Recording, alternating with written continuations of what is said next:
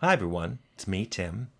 Today I want to talk about perseverance. Specifically, I want to talk about all the speed bumps I had in my career, all the times I thought about leaving the industry, and where I think many of you probably would have left.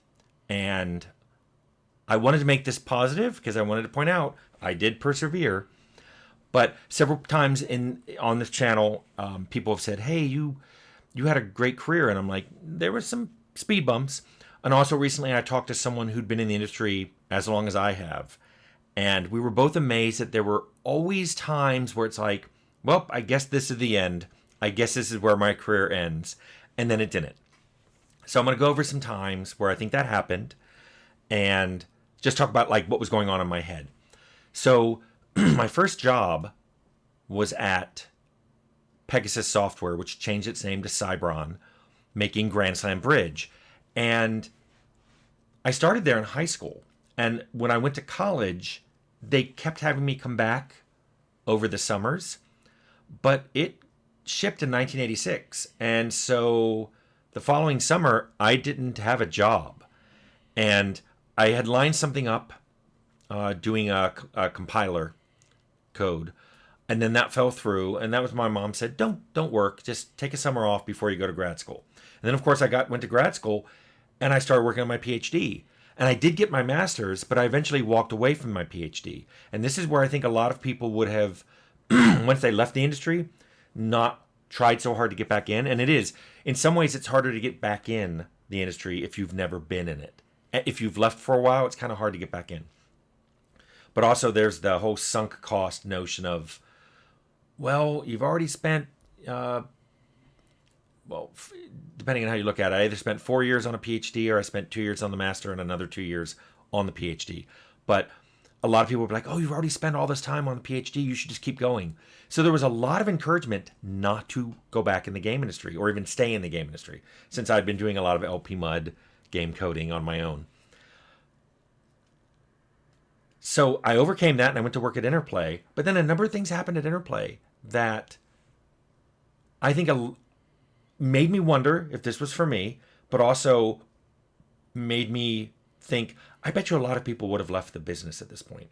The first one was the fact that after being there for a short time, from probably about 3 years, I started getting more responsibility and more roles, like, project leader, producer, designer, in addition to being a programmer, just put on me with no corresponding raise.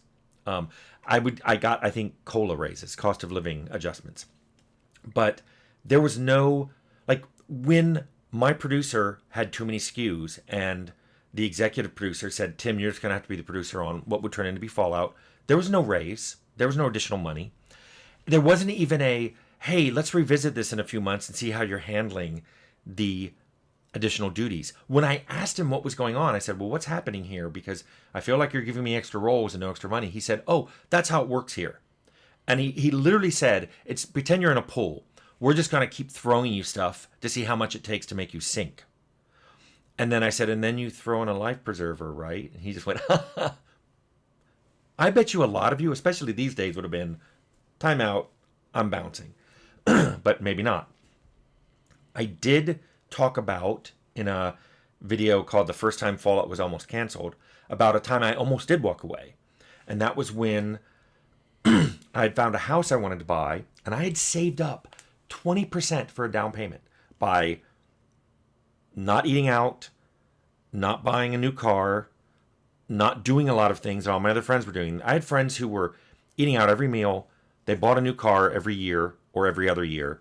They were going to all kinds of concerts. They were doing all kinds of things, and I was saving my money up. To the point where when I got the house, I had several people at Interplay who made about as much as I did say, how did you do that? And when I told them, they're like, not worth it.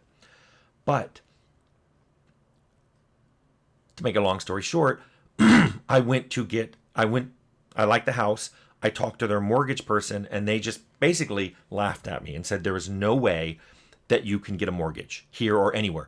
I don't know anyone. I don't know any programmer in Orange County making less money than you. And when I said, well, what if I had a higher down payment? He said, you'd have to have 100%. You'd have to pay for it in cash. No one is going to give you a home loan for this amount of money. You can see the video. It's linked below. And I remember thinking, maybe I should just go somewhere else. Maybe this is not worth it. Maybe this isn't for me. And I bet a lot of you would have bounced at that point.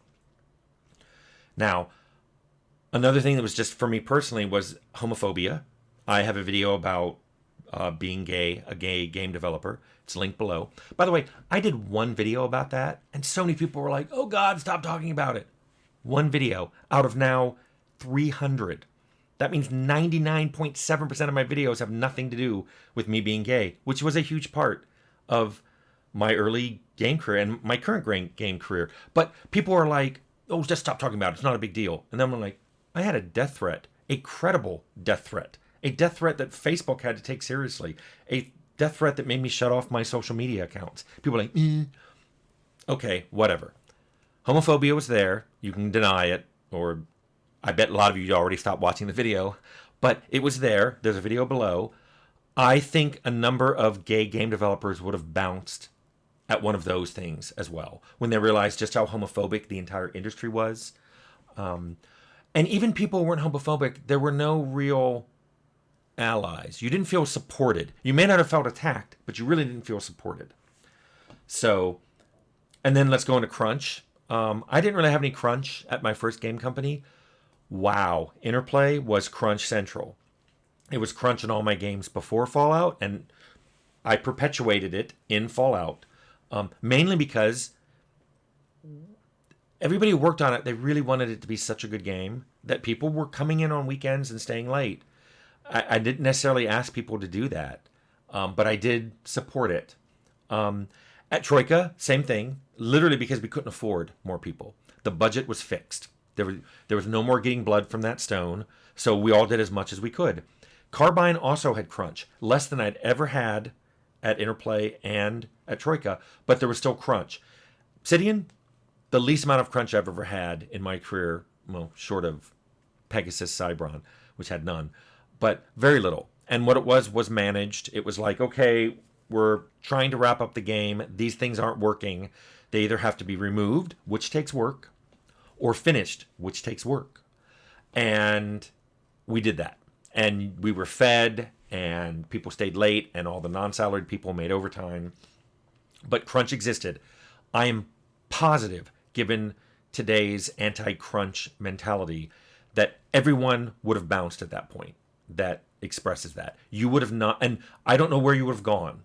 In the 90s, in the 80s and 90s, and early 2000s, I don't know where you would have gone and not had crunch. Maybe indie, but everybody I knew who was indie, they have another job to support themselves. So effectively, every hour they spend on their game is crunch because they're doing it after work, unpaid, on their own time. So there was a lot of that. There were several times in my career where I stepped down, where I took pay grade and role reductions. Going from Carbine to Obsidian, I not only went from being a director to a senior, but I dropped my salary by about 35%, maybe even 40%. It was a big drop. I bet you a lot of people in that position would have just left the industry altogether. I could have just gone and gotten a programming job somewhere, made more money, had way less stress, but I didn't want to do that. I wanted to keep making games. I just didn't want as much stress as I had in the roles that are high up. There's stress at every role, by the way, but it's a very different stress when you're in charge of things and you're being held responsible for every decision being made, even if you didn't make it, even if you were told to do it.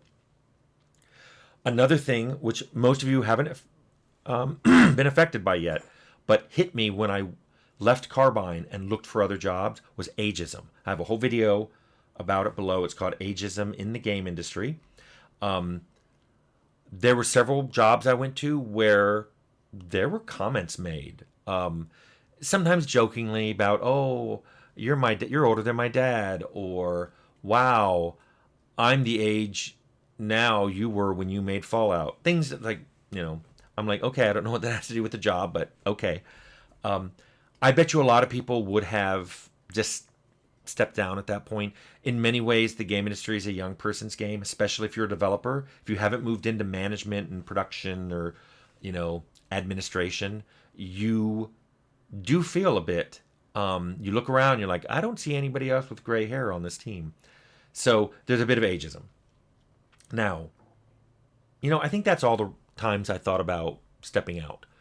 Now I want to tell you the point of this and why I called this video Perseverance and not times I thought about leaving. Because I want to make a positive thing here and I want you guys to hear it. The reason I'm recommending to new devs to stick with it, at least for a while, is this. Look at all the opportunities I had because I stuck with it. You wouldn't have had any of those if you had quit at any of the earlier ones. If I had quit when I couldn't get a mortgage, there would be no Fallout. There would have been no Troika. I wouldn't have done anything subsequent to that. I don't know what I would have done. Probably would have worked at some, tech company tweaking features on some web app that you use. And I know people say, hey, well, things are a lot harder now. And you're right.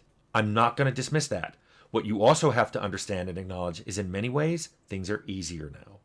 I don't know if overall these balance. It probably depends on your own personal situation. If the things that are harder are much more personal to you or matter to you more than the things that are easier, then you're right.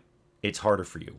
But for some people, the barrier to entry is lower than it's ever been. It's easier than ever to learn how to do things. And there are more game jobs. Yeah, there have been a lot of layoffs, but there are literally more game jobs today. And even with the layoffs, there are more game job opportunities today than there were for me back in the 80s and 90s. And I did it anyway. So I'm just saying, I know it's harder. I also know in some ways it's easier. You're going to have to find your own path. It's what I did.